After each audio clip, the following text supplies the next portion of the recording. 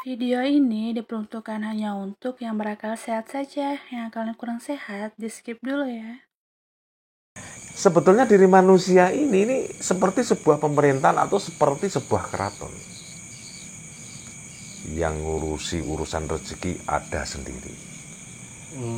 Yang ngurusi soal keselamatan ada sendiri. Yang mengurusi soal derajat dan pangkat manusianya ada sendiri. Yang ngurusi soal kesehatan juga ada sendiri. Dan segala macam.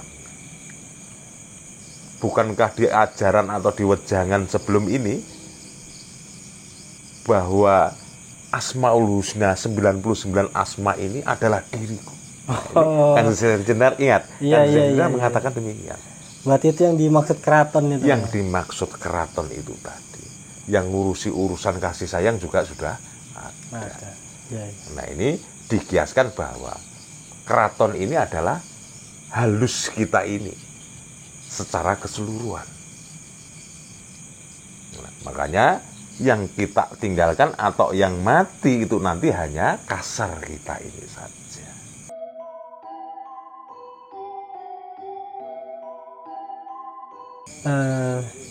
Ini Romo, ada yang saya mau tanyakan. Tapi sebelumnya saya sudah ngeprint banyak ini, Mo. Jangan Kanjeng Sesi Jenar. Mudah-mudahan saya bisa menjelaskannya meskipun sedikit atau masih banyak kekurangan di sana sini nanti. Enggak apa-apa. Ini saya ngeprint tersebar dari banyak media ini, Mo. Dari ajaran Kanjeng Sesi Jenar itu mengatakan betapa banyak nikmat hidup, manfaat mati. Kenikmatan ini dijumpai dalam mati. Mati yang sempurna teramat indah. Manusia sejati adalah yang sudah meraih ilmu. Tiada dia mati, hidup selamanya. Menyebutnya mati berarti syirik. Lantaran tak tersentuh lahat, hanya beralih tempatnya dia memboyong keratonnya. Nah, itu maksudnya ini seperti apa itu? Nah, satu-satu. Nanti kalau saya ada yang lupa ajaran atau wejangannya itu tadi, mohon diingatkan. Iya. Poin yang pertama adalah betapa banyak nikmat hidup, manfaat mati. Iya. Kanjeng Sesi Jenar meyakini di alam nyata ini yang kita hidup ini loh, ini adalah alam kematian. Iya. Bahkan sampai menganggap bahwa makhluk-makhluk yang ada di alam nyata ini termasuk manusia itu hanyalah bangkai-bangkai yang bisa berjalan. Iya. Bangkai-bangkai yang bisa berjalan. Makanya di wejangan-wejangan yang lain tersampaikan juga bahwa alangkah riak dan sombongnya manusia-manusia yang ada di alam nyata ini karena sesama bangkai saling menindas. Sesama bangkai maunya menang sendiri. Sesama bangkai suka tipu menipu. Sesama bangkai juga saling menyesat-nyesatkan. Sesama bangkai juga selain membunuh. Makanya analogi dari Kanjeng Sesi Jenar bahwa hidup kita ini sebetulnya bangkai yang berjalan-jalan saja. Yang suatu saat nanti akan tiba masanya benar-benar mati. Artinya benar-benar sudah tidak bisa bergerak kemana-mana lagi. Alamnya jasad ini. Nah, ini alamnya jasad. Makanya nikmat hidup, manfaat mati ini artinya kita ini dianggap mati ini loh, tapi masih bisa merasakan. Oh iya. Bisa merasakan hidup dan kehidupan di alam nyata ini. Walaupun ini alam kematian ya. Meskipun, nah ini alam kematian, lah meskipun juga bahwa kita hidup ini dianggap bangkai yang masih bisa berjalan-jalan. Tiba masanya habis baterainya, ya akhirnya mati juga, kan begitu tuh maksudnya itu. Iya. Nah, contoh nikmatnya seperti apa? Ya dari makan kita, dari minum, dari pandangan kita mungkin kita melihat yang indah-indah. Nah itu kan nikmat. Mencium aroma-aroma yang harum, mendengar suara-suara yang merdu, itu kan nikmat. Dan kalau kita menghitung semua hal yang ada atau yang menghasilkan kenikmatan-kenikmatan, maka kita nggak akan bisa menghitungnya. Kita membuat orang bisa percaya atau bisa senang, bisa bahagia karena kita, itu juga nikmat.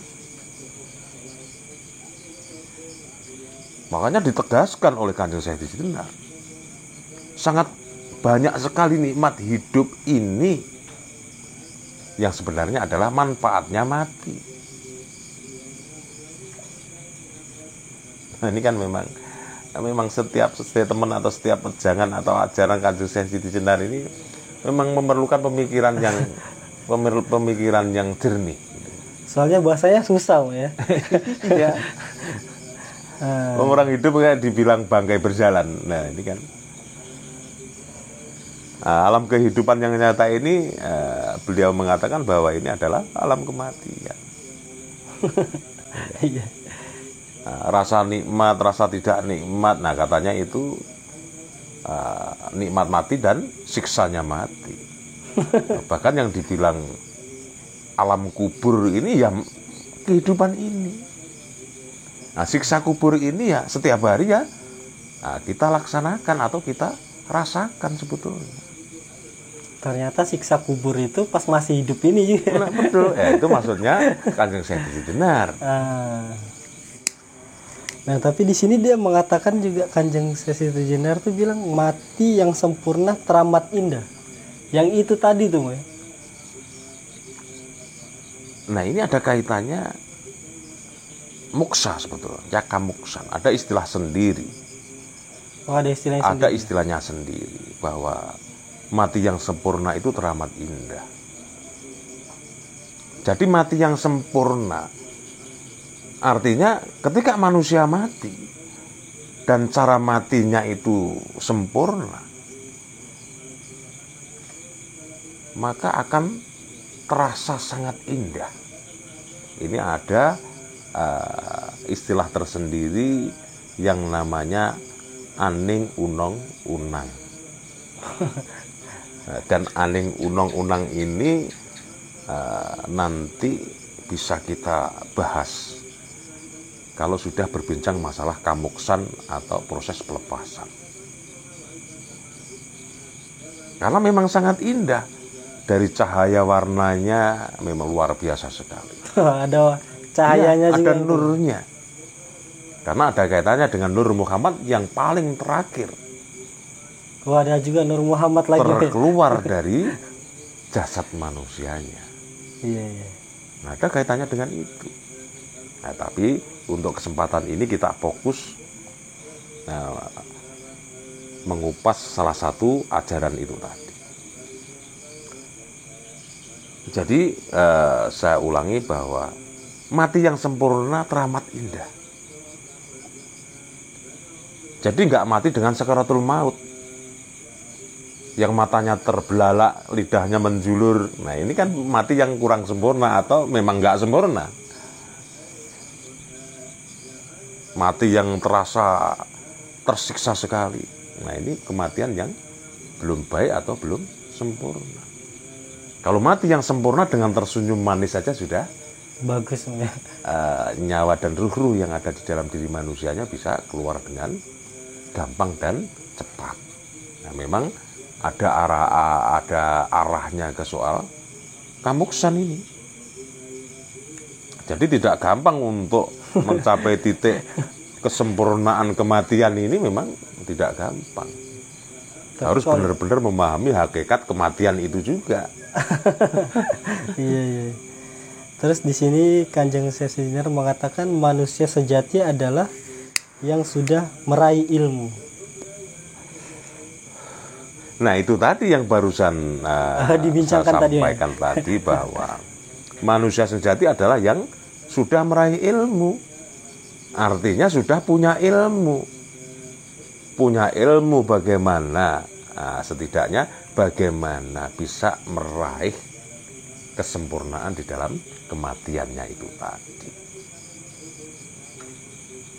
Jadi mengerti betul tentang hidup ini adalah hanya sementara. Kita hidup ini juga di alam kematian. Buktinya ada mati. Nah, untuk orang-orang yang berilmu tentu akan tahu bagaimana meninggalkan dunia ini dengan sempurna atau dengan baik, tidak dengan sakaratul maut yang berkepanjangan. Nah, sehingga ternampak siksanya. Nah, kalau tidak, orang yang belum punya ilmu untuk itu ya maka belum dibilang manusia yang sejati. Tapi mohon maaf nih, saya mau nanya sedikit tentang orang meninggal tuh, kenapa kebanyakan selalu dituntun dengan la ilaha illallah atau enggak dengan baca syahadat itu? Karena ini agak terkeluar dari tema ini sebetulnya, tapi tidak apa-apa. Karena zat yang menguasai napas manusia itu sebetulnya Allah langsung.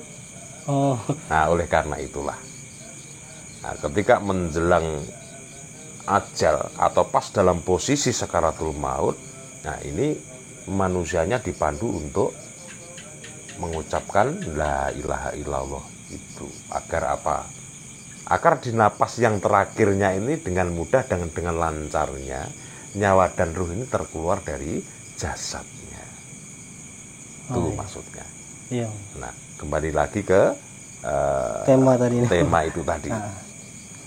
Apalagi yang belum ditanyakan, kayaknya panjang toh tadi. Panjang ini. Iya. Tiada dia mati, hidup selamanya, menyebutkannya mati berarti syirik. Ya. Tiada dia mati, hidup selamanya, menyebut mati berarti syirik. Nah ini lumayan ekstrim dan nyentrik ini pernyataan itu tadi. Iya. Hidup selamanya ini yang dimaksud oleh Kanjeng Sesi Jenar yang namanya hidup yang langgeng atau hidup yang abadi, yang harus melalui gerbang kematian. Artinya kematian jasadnya saja. Oh, iya. Jadi yang namanya kayun daim layamutu abad, dan artinya hidup yang sebenarnya hidup tidak akan pernah menemukan kematian. Ini akan ada setelah jasad yang dimiliki manusia ini mengalami kematian. Nah, jika manusianya tidak percaya dengan kematian, akan ada kehidupan itu, maka mereka tergolong orang-orang yang musyrik karena mempercayai sesuatu yang berbau kesirikan-kesirikan. Sedikit susah ya, Mas. Iya. Jadi gak percaya saja sudah Sirik disirik-sirikan oleh Kanjeng Sesi Jenar. Nah, ini sebetulnya mengandungi makna dua juga. Karena pada umumnya manusia ini kan pada dasarnya takut akan kematian. Menghadapi kematian itu loh takut umumnya manusia. Iya. Padahal yang namanya kematian itu pasti akan datang. Nah, di konteks yang lain tentang ketauhidan, yang wajib kita takuti itu hanya satu. Allah Azza wa Jalla. Tuhan yang menciptakan bumi, langit, dan seisinya termasuk kita ini. Nah, ini kan ada kaitannya dengan ketauhidan. Kita hanya boleh takut kepada satu hal saja, yaitu kepada Tuhan yang menciptakan kita. Nah, kenapa disebut syirik? menyekutukan Tuhan atau ada ketakutan-ketakutan yang lain selain hanya takut kepada Allah. Maka ini sebuah ketakutan yang mendua. Dengan kematian saja kan sudah punya rasa takut. Nah, ini loh yang dimaksud menyekutukan Tuhan itu di sini. Sedangkan hakikatnya manusianya harus takut kepada satu hal saja. Hanya takut kepada Allah Azza wa Jalla yang menciptakan diri kita ini. Nah, kalau ada ketakutan-ketakutan yang lain, maka manusianya akan disebut musyrik karena sudah melakukan hal-hal yang berbau kesyirikan. Nah, ini bisa dikembangkan. Orang takut mati saja sudah termasuk syirik. Karena ada ketakutan-ketakutan yang lain. Yang tidak hanya takut kepada Allah Azza wa Jalla. Bermakna juga kalau takut nggak punya uang itu juga syirik. Iya. Takut kepada manusia lain juga syirik. Takut kepada hantu juga syirik. Takut kepada istrinya, nah ini juga syirik. Takut besok nggak makan, syirik. Karena jikalau manusia punya ketakutan-ketakutan yang lain dari yang seharusnya hanya boleh takut saja kepada satu, yaitu harus hanya takut kepada Allah Azza wa Jalla, maka ketika manusianya ini masih punya ketakutan-ketakutan yang lain selain takut kepada Allah Azza wa Jalla, maka manusianya ini dianggap musyrik. Nah, ini agak menyinggung perasaan ini kadang-kadang. Kan menyinggung perasaan banyak orang loh ini. Tapi saya boleh nanya nggak, Mas? Iya, silakan. Untuk takut kepada Allah Wazala itu takut yang seperti apa sebenarnya? Biar nggak ada yang salah paham nih. Diko ini kan ada kayak ada ranahnya masih berbau syariat. Oh, berbau syariat. Berbau syariat atau masih di dalam tahapan Jabariyah juga. Oh iya. Yang jelas kita harus takut kepada Allah itu di dalam hal-hal yang tidak disenanginya, artinya larangan-larangan yang sudah dituntunkan atau sudah dituangkan di dalam kitab suci Al-Quran, kemudian juga dicontohkan oleh baginda Rasul, kemudian juga ada hadis-hadis yang perlu kita jadikan panduan juga. Kan ada larangan, ada perintah juga. Artinya kita harus takut kepada hal-hal yang dilarang. Iya. Nah, terus di sini lantaran tak tersentuh lahat hanya beralih tempatlah dia memboyong keratonnya. Maksudnya keratonnya itu seperti apa itu? Ya, keraton itu kan sebuah pemerintahan. Iya. Nah, ini keraton dulu ya. Iya. Sebetulnya diri manusia ini seperti sebuah pemerintahan atau seperti sebuah keraton. Yang ngurusi urusan rezeki ada sendiri. Yang ngurusi soal keselamatan ada sendiri. Yang mengurusi soal derajat dan pangkat manusianya ada sendiri. Yang ngurusi soal kesehatan juga ada sendiri. Dan segala macamnya.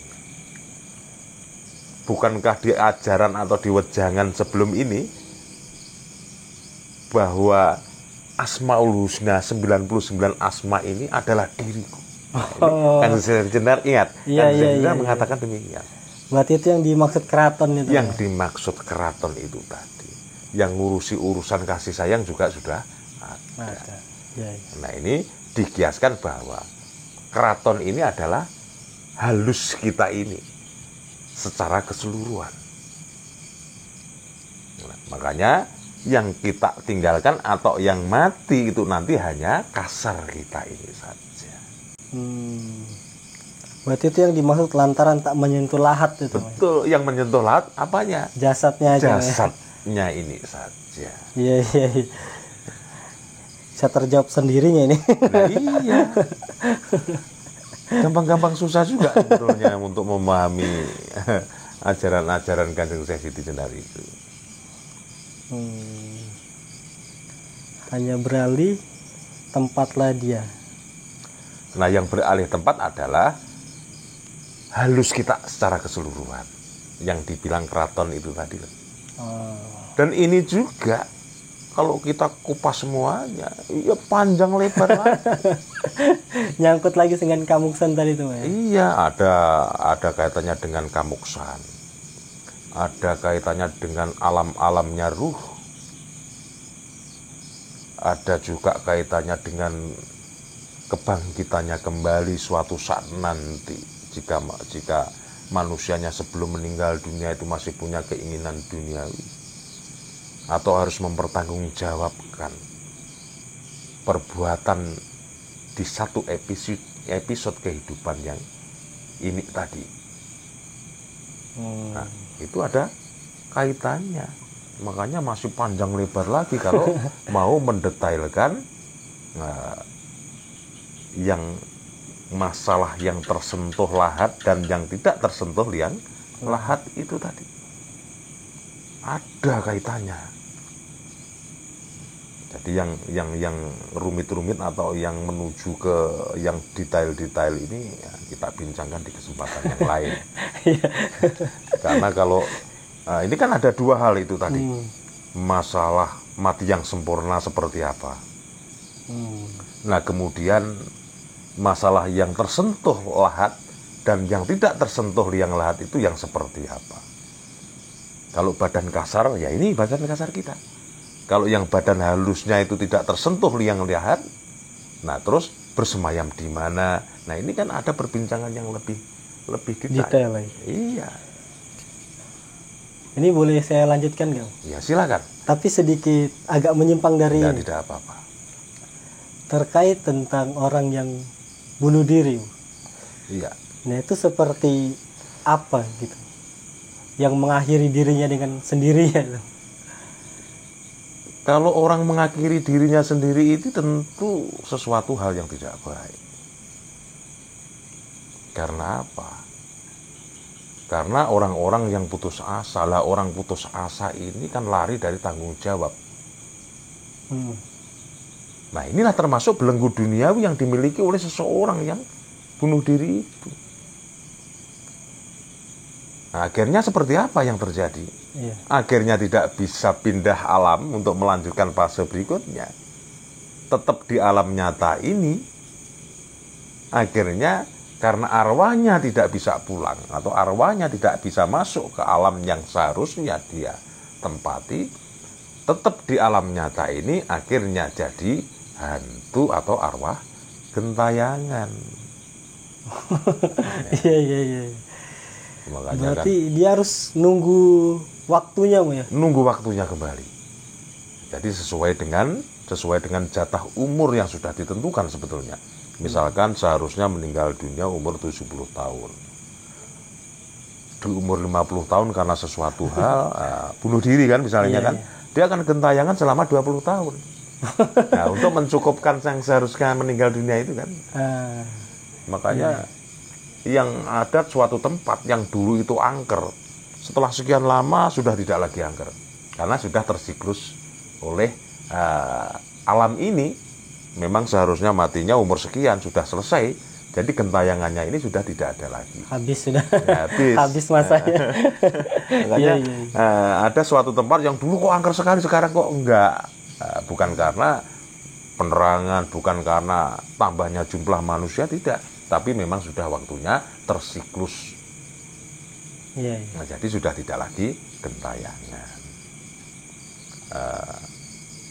Saya ulangi bahwa ada dua pembahasan ini yang bisa kita lanjutkan di kesempatan yang lain, tentang bagaimana kesempurnaan kematian dan soal badan halus yang tidak tersentuh oleh liang lahat itu tadi. Nah, insya Allah di kesempatan yang lain ayo kita detailkan biar tidak samar-samar lagi. Kita kupas tuntas agar menjadi pemahaman yang terang benderang. Ya, mudah-mudahan apa yang kita bincangkan ini tadi berguna dan bermanfaat bagi semuanya lah. tidak ada niat yang tidak baik. Mudah-mudahan apa yang saya sampaikan ini bisa dipahami secara keseluruhan. Nah, untuk yang sependapat dengan apa yang saya sampaikan, ya terima kasih. Ayo kita belajar bareng-bareng, mumpung kita masih diberi kesempatan untuk belajar. Dan yang untuk mungkin menentang atau tidak sependapat dengan saya, kritik dan sarannya, saya tunggu. Nah, jangan sampai lupa, sebaik-baiknya kritik dan saran adalah memberikan solusi yang lebih baik. Nah, bukan yang menghujat atau bukan yang menghakimi. Iya. Karena terburu nafsu menganggap penemuan masing-masing merasa paling benar dan paling bagus. Nah, oleh karena itu sekali lagi saya sampaikan bahwa sebaik-baik kritik atau saran adalah yang memberikan sesuatu yang lebih baik, yang namanya solusi atau penemuan-penemuan yang luar biasa. Nah, tidak ada niat yang tidak baik. Ayo sinau bareng, mumpung masih punya kesempatan hidup di dalam hidup kita ini. Mudah-mudahan apa yang kita bincangkan ini bermanfaat bagi semuanya. Amin. Allah ya Rabbal Alamin.